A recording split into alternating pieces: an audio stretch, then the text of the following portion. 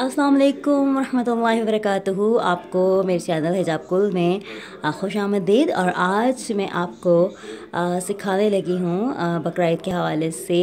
जैसे कि आप सब लोग ईद की खुशियाँ मना रहे हैं और अभी ईद का 5वां छठा दिन चल रहा है, लेकिन खाना पीना चल रहा है। तो आज मैं आपको चप्पल कबाब की रेसिपी बताऊँगी और मेरे साथ रहिएगा। चलिए देखते हैं कैसे चप्पल कबाब तैयार होंगे। चप्पल कबाब के लिए आपको चाहिए होगा कीमा, और कीमा जो है वो मैंने तकरीबन ये हाफ़ केजी है।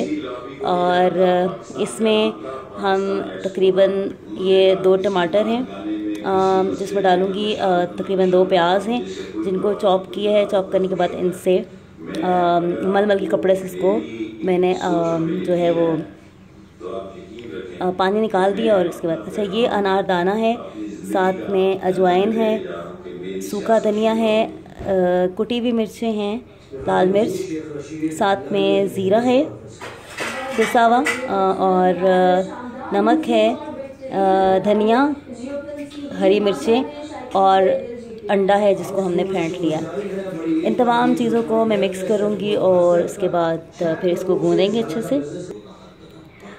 अच्छा जी, इसमें 2 चीज़ें बल्कि 3 चीज़ें जो रह गई थी वो आप नोट कीजिएगा। इसमें 2 चम्मच फुल अच्छा सा भरा हुआ 2 चम्मच जो है वो मकई के आटे के डालने हैं इसके अंदर।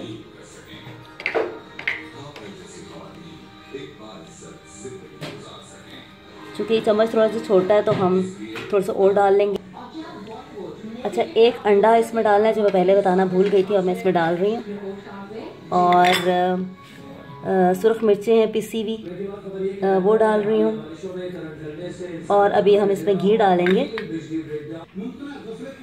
तकरीबन 1 चम्मच जो है हम इसमें घी का डालेंगे। और अगर हमें ज़्यादा फील हुआ और तो फिर हम इसमें ऊपर से और डालेंगे।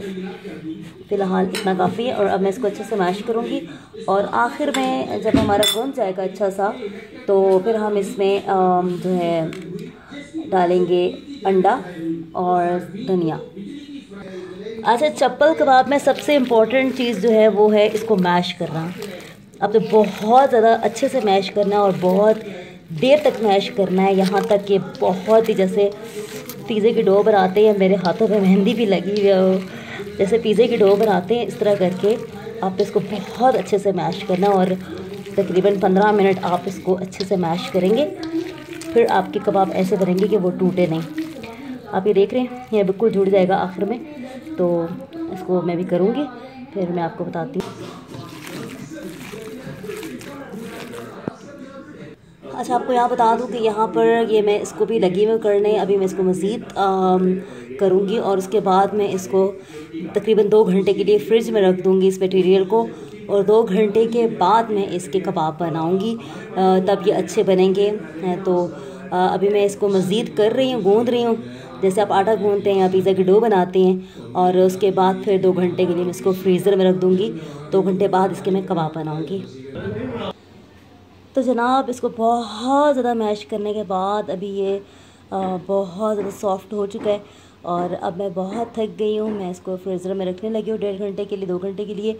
और उसके बाद अब मैं अगली वीडियो में आपको इसका 1.5 घंटे के बाद का जो प्रोसीजर है वो सिखाऊंगी कि वो क्या करना है। तो फ़िलहाल मेरी तरफ से इजाज़त। अस्सलामु अलैकुम रहमतुल्लाहि व बरकातुहू। लेकिन जाने से पहले मेरे चैनल को सब्सक्राइब कीजिएगा और लाइक का बटन ज़रूर दबा दीजिएगा। और रेसिपी आपको कैसी लगी ज़रूर बताइएगा। मैंने बहुत मेहनत की है, मैं अपनी कमेंट्स का इंतज़ार करूँगी। अल्लाह हाफ़िज़।